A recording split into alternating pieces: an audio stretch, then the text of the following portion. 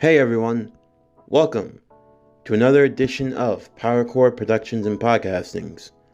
I'm your host, Javon Harrington, back to with another video. And today, we are going to be wrapping up the Boruto Naruto Yokai What If Saskue Uchiha Was a Girl Tail Beast Drug Arc with Part 4. But as always, if you're a fan of the channel and everything else that we have to offer, then please don't forget to like, comment, subscribe, share, and hit that bell for post notifications so you can stay up to date on everything that is PowerCore Productions and Podcastings that's to come out now and in the future.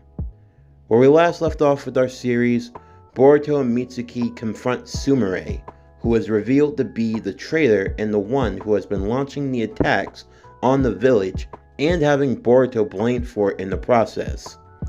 In this conclusion of today's arc, we're going to be learning about Sumire's past, what led her down the road that she has walked down now, and what will her ultimate fate be. Will she follow in the footsteps of her grandfather and those who have come before her, or will she be able to walk a new path and define her own destiny? For all this and more, stay tuned as we now conclude Boruto Naruto Yokai What If Saskue Uchiha Was a Girl? Tail Beast Drug Arc, Part 4. As always, sit back, relax, and enjoy the show.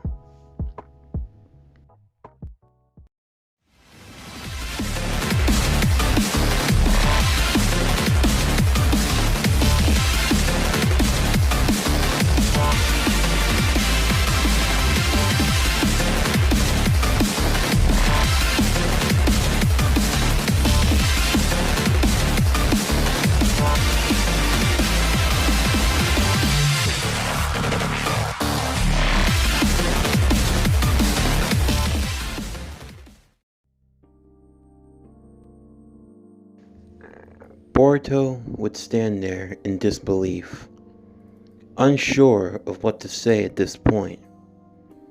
Momo had already figured out the truth, but now Boruto had to accept it. As Sumire stood in front of him, her eyes now glowing with the Sharingan, he asked her how she could do such a thing, how she even had it. Sumire would then explain what had happened to her all those years ago.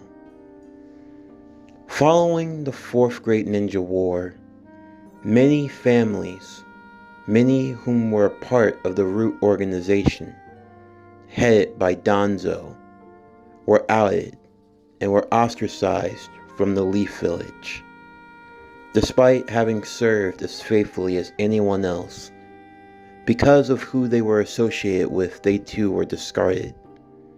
Among them was her father, the son of Danzo. But for her and her family, they felt as though they had been spited by this village for so long. First, it was Danzo's wife, who died during the night of the Nine Tails attack. The Nine Tails that now currently resided inside of Boruto's father, Naruto, the 7th Hokage. Then there was Satomi and Itachi Uchiha, the two that killed Danzo and destroyed the Foundation. But then what was worse was that after the Fourth Great Ninja War, despite having served alongside the other allied shinobi forces, the members and the families of the Root, including Danzo's own son, were ostracized from the Leaf. Yet, one of Naruto's trusted advisors, Sai Yamanaka, was allowed to stay, even with Inojin. I guess because they were close friends with Naruto, in her opinion. As such, her father grew bitter, and he grew to hate the Hidden Leaf Village. And now, the only thing he had wanted was revenge. During the Fourth Great Ninja War, Much blood was spilled, including Naruto's and Satomi's. Taking their blood, tailed beast drugs, as well as Sharingan drugs, were also made. In doing so, it allowed a shinobi to temporarily gain a tailed beast cloak, that of the Nine Tails, and for the Uchiha, they were able to gain the power of the Sharingan. It was only for a temporary amount of time, but even still, it was a way to even the odds. There was also research that had been done by the Foundation. In doing so, they found a beast from another dimension known as the Gozu Tenno, or the Nue. With this beast, they could use it to exact their revenge against the Hidden Leaf. Her father, Tanuki Shimura, had been gathering a small army. Rogue shinobi, those who felt abandoned and lost after the Fourth Great Ninja War. He had spent his time gathering his forces together to attack the Leaf. But more so than that, he trained his daughter tirelessly, day in and day out. Of course, she was not born naturally with the Sharingan, or born to naturally be able to handle the power of just a fragment of the Nine Tails. There were many who trained and died in the process. But she was different than most. Sumire even showed the scars on her back to prove it. All of that pain, all of that suffering, had finally led her to this moment. Her mother had died giving birth to her, died helplessly with no one to save her. But yet, the Uchiha, they were forgiven. It seemed as though everyone that scorned her family was forgiven one way or another.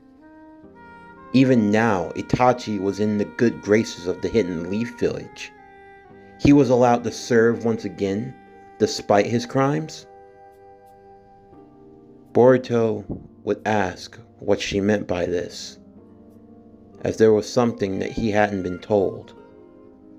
Sumire would look.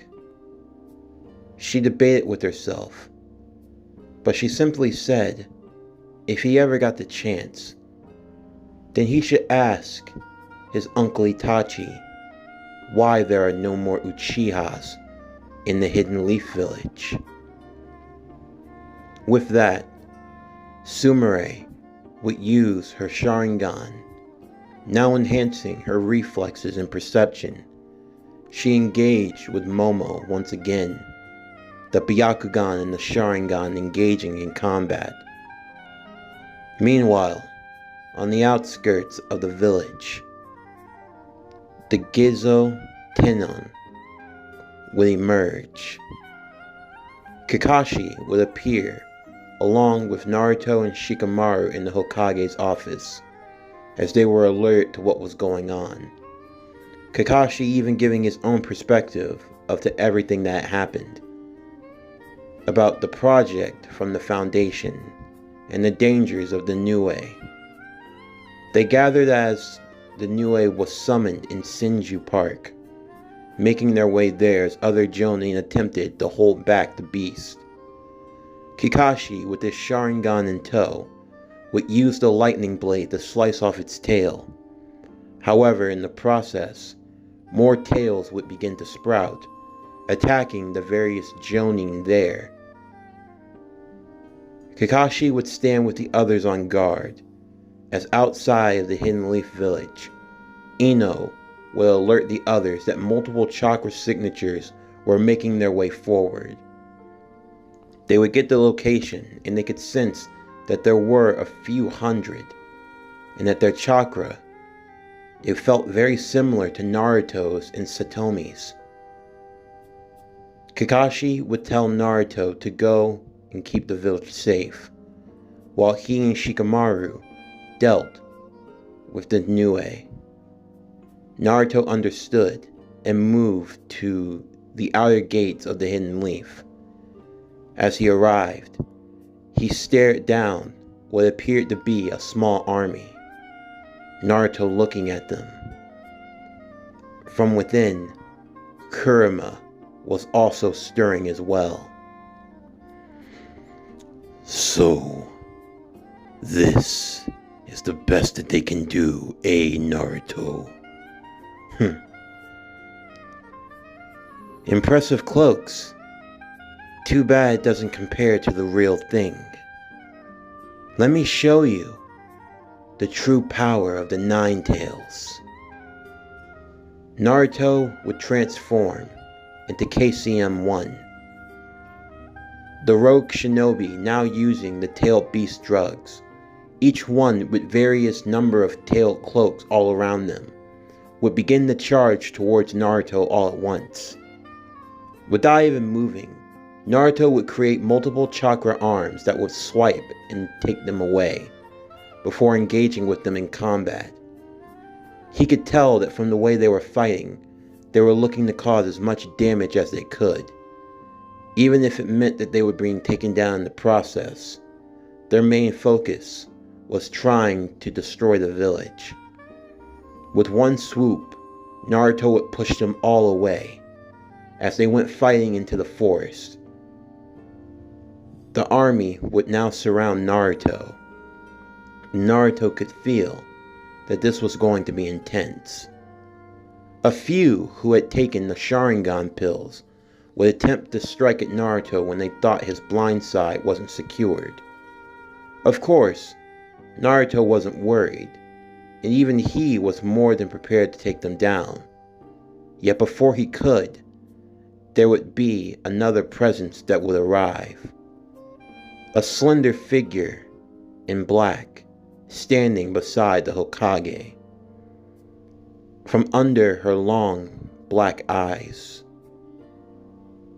they would morph, one into that of the Sharingan, the other under her hair, revealing that of the Rinne Sharingan.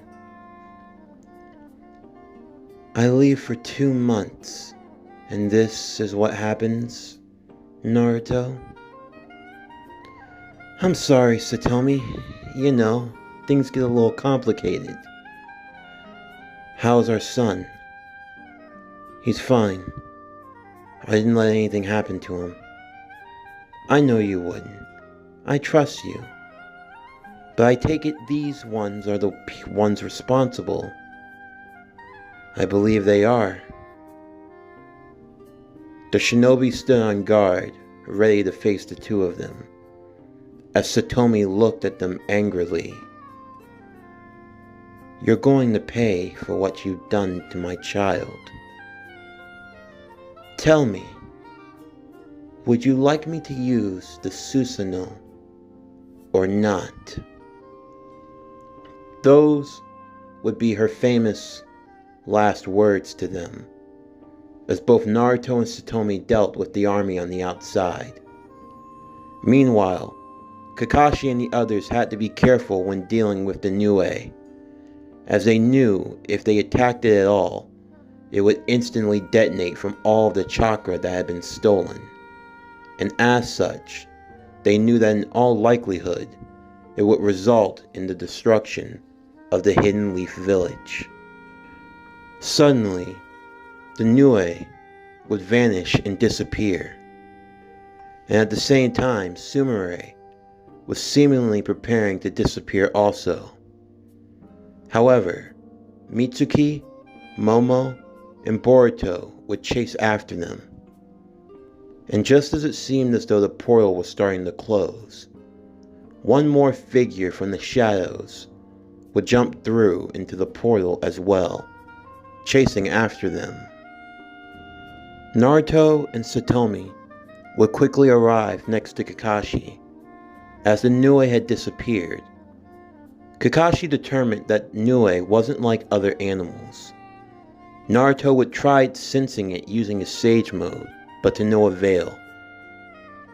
Kakashi deduced that whatever happened, it was caused by the jutsu caster, most likely sending it to another dimension. For both Naruto and Satomi, they knew the dangers of the Nue. If the Nue was stuck in another dimension, that meant it could appear at anywhere at any time and detonate at any moment. For both Naruto and Satomi, they would scomb and check the surrounding areas. They had to be on guard at all times. They believed that if they moved fast enough, they could get the Nue out of the vicinity, or at the very least absorb as much of the blast as possible. But even still, worst case scenario, they knew that they were going to take some damage. In the meantime, Dinky, Shikadai, Hoki, and Inojin, as well as Iwabe, would be looking for Boruto, or anyone else for that matter. Though they couldn't find them, they were still worried as they weren't sure of what was going to happen. Sumire, Boruto, Mitsuki, and Momo would then find themselves in another dimension, not sure where they were or how they had gotten there. Although what they would see was the Nue itself, how large it had grown in size, and the fact that it was not happy for its newer guest. But there was also another voice, one of which they had never heard before. But for Sumire, this voice was all too familiar. "You have done well, my daughter. And now, our mission is but almost complete." They turned to see a taller, older man, dressed in a cloak similar to that of the one that Sumire wore, with a similar mask. As he revealed his face to them, he stood beside Sumire, his daughter, holding her close, as he looked towards Boruto, Mitsuki, and Momo. Ah yes, his innocent, the honorable son of Lord Seventh. It's nice to finally make your acquaintance. I am Tanuki Shimura. And it seems as though your father was not as attentive as he should have been. Boruto and the others weren't sure of what was going to happen. Sumire wasn't as well, as she didn't intend for any of this. She asked her father what they were going to do now. He simply looked at her and told her that things would progress the same, except now there would be a few more sacrifices. Sumire understood as she walked towards the Nue. Boruto called out to her, telling her to stop, that she didn't have to do this. But she didn't listen. It was as if the words of her father were the only ones that mattered. As she walked in front of the Nue, she stood in place, as in one gulp, it devoured her entirely. Boruto yelled. He demanded to know what had happened. And Tanuki simply looked towards him, stating the same thing that was going to happen to them. That this was his retribution. The Uchiha, the Nine Tails, they had taken everything from him, and now he was going to do the same. But he told Boruto not to worry, as he popped 2 pills into his mouth. From out of nowhere, he sprouted a 9-tails cloak with about 8 tails in total, and his eyes morphed into the Sharingan. Trails of blood streaking down his face.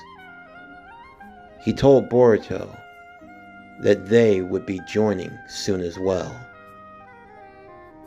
From out of nowhere, he moved at blinding speeds, quicker than any of them could have anticipated. Even Mitsuki was shocked. As they looked down, they saw that Boruto had been pierced. he had plunged his kunai into his chest. Boruto began to cough up blood, and both Momo and Mitsuki yelled. Tanuki simply smiled. It was his vengeance. It was what he had wanted for so long, and now it was finally in his hands. However, at that very instant, there would be the sound of a single crow as Boruto's body merely burst into crows.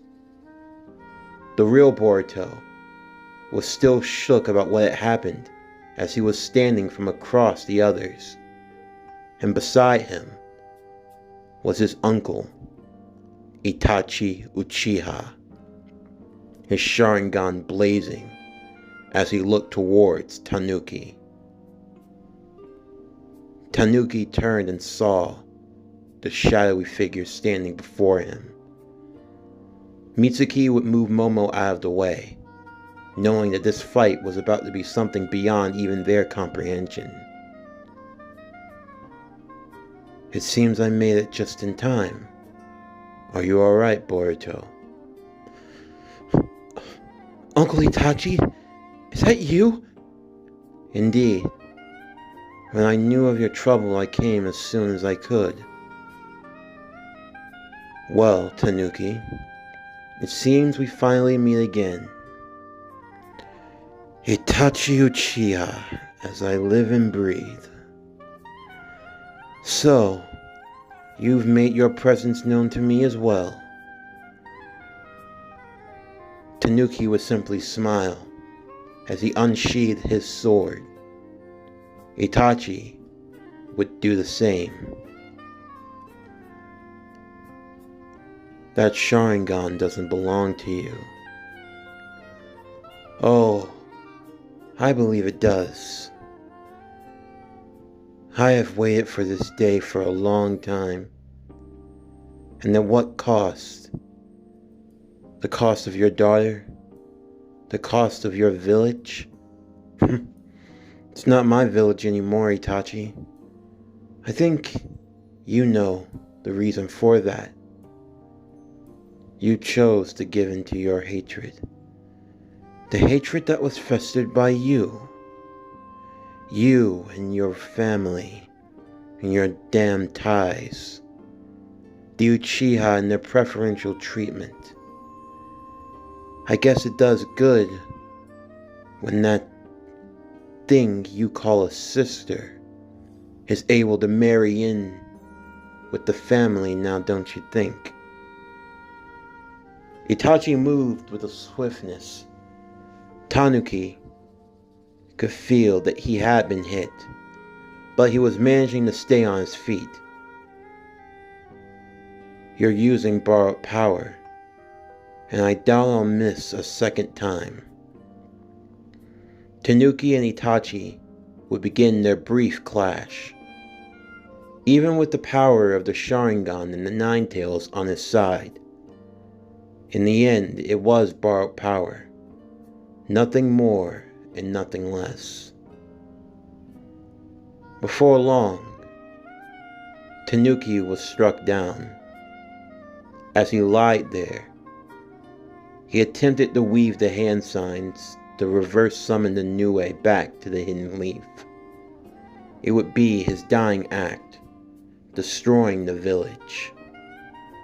However, that would never come, as before he could do so, the Nue's tail would be cut, and Sumire would be freed.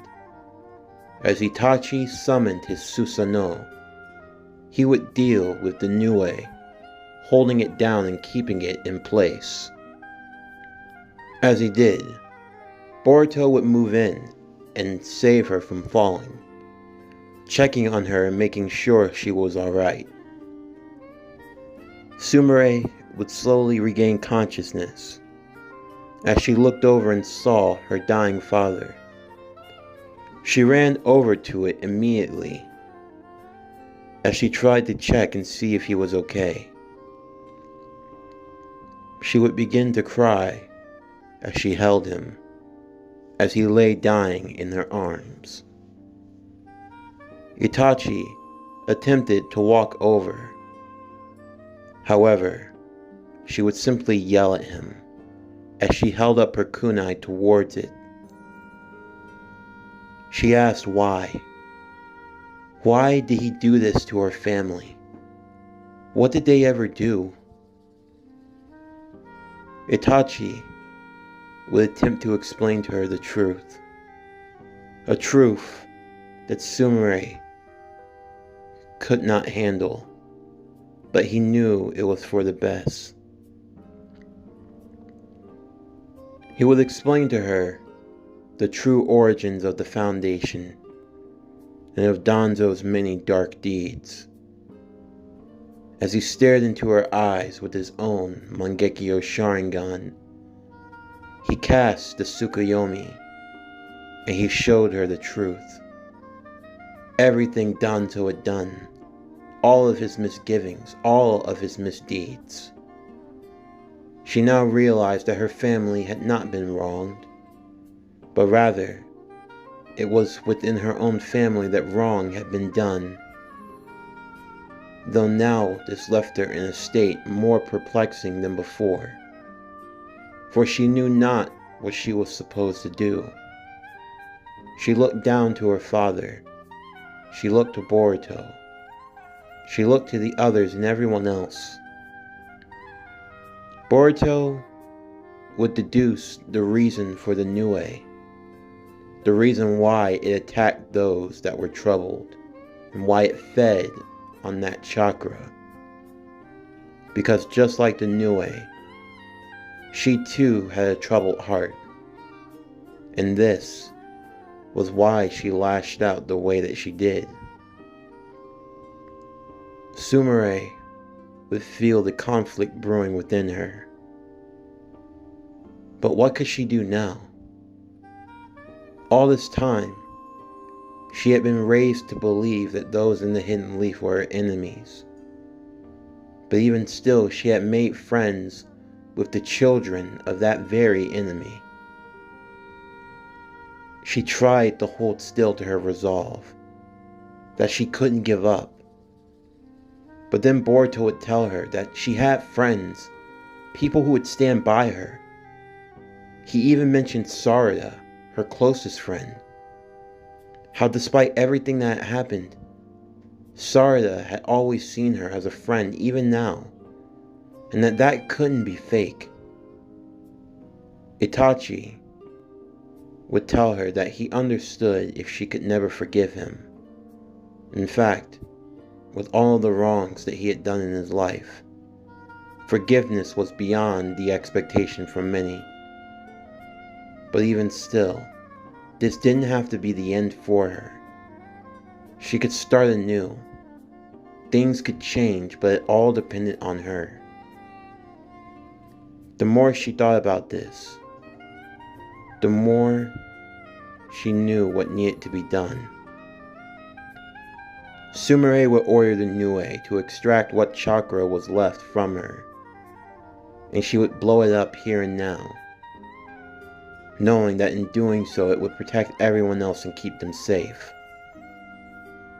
In the process, Boruto would implore his uncle to save her, and he would do so. As they began to run, they would try to leave the dimension, knowing that if they got out in time, they could escape the blast of the Nue. As they began to make their leave, Boruto would suddenly sense something, a rift within the dimension. Without any nuance or reason, he would simply tell them where to run, and they would follow. As he made his way, the group would leave the dimension, leaving the Nue behind. And in the process, they would escape back to the Hidden Leaf Village. The moment their chakra signatures were registered, both Naruto and Satomi would arrive instantly. They would find Momo, Mitsuki, Boruto, Sumire, and Itachi, as Itachi assured them that everything was fine. Naruto and Satomi would rush to their son immediately, making sure he was okay. Upon doing so, Sai and other Anbu would arrive as well. They had come to take Sumire and to make sure that she was alright. They asked what happened to Tanuki, and Itachi explained that he would fill them in on the details later. But for now, it was time to get everyone checked in, and to make sure that they were fine. In the weeks following the attacks, Boruto's name would be cleared, and he would attend school once again with the other students. Although, Sumire would not be there. Naruto spent some time with his family, everyone just wanting to be together following the ordeal. As for Sumire herself, she wasn't sure what fate awaited her. She wasn't sure of what was going to be her ultimate destiny. But she would be visited, first by her teacher and sensei in Shino, and then by Sai. They encouraged her not to continue on in the way that her parents did, but that rather with her own life, she could live it however she wanted, and that if there was a chance for her to start again, then she could take it now. But there was one other person that stopped by to see her, and that was Itachi Uchiha. Itachi explained everything to her better, much more delicately, but he did not hide the truth. All the same, he understood if she could never forgive him for what he had done. But Sumire already had. She loved her father. She loved her mother. She knew that they had done things that may not have always been for the best, but still she could look past it to an extent. All the same, all she wanted now was that second chance. She wasn't sure if she deserved it. She wasn't sure if she could ever get it again. But Itachi would poke her on the forehead and tell her that it was never too late to start over. Boruto, Mitsuki, and Momo agreed not to tell anyone else what had really happened, especially Sarada, since Sarada was close friends with Sumire. They didn't want that to change. They waited, and before long, Sumire would return to class once again, as she looked to Boruto. Eventually, when there was some time in private, she asked him why, despite everything she had done, why he was able to forgive. Boruto simply explained that, in his family, they never go back on their word, and as such, being able to understand someone's pain, be able to understand the hardships, that was just something that came naturally to him, and it only made her all the more appreciative. As they had returned, both Satomi and Itachi would be debriefed fully on everything that had happened while they were away. But they also had some other news themselves. While they had been gone, they had learnt more about Kaguya's dimensions. As they traveled about them, there was still more that needed to be discovered. But in time, it seemed as though the puzzle was becoming clear of the Otsutsuki in general. Meanwhile, Kinshiki Otsutsuki would inform Momoshiki Otsutsuki, about the abnormalities in Kaguya's world. As Momoshiki pondered this, he believed that now was the time to prepare for their departure, and they would get to the bottom of things themselves. This concludes Boruto Naruto Yokai, What If Saskue Uchiha Was a Girl? Tailed Beast Drug Arc, Part 4. As always, if you're a fan of today's video and everything else that we have to offer, then please don't forget to like, comment, subscribe, share, and hit that bell for post notifications so you can stay up to date on everything that is PowerCore Productions and Podcasting that has to come out now and in the future. Stay tuned next Thursday as we start the next arc in the Boruto Naruto Yokai series. Boruto Naruto Yokai, What If Saskue Uchiha Was a Girl? Itachi Gaiden Arc, Part 1. But anyway, that's going to do it for the end of today's video. I'm Javon Harrington with PowerCore Productions and Podcastings, signing off, and I'll see you next time.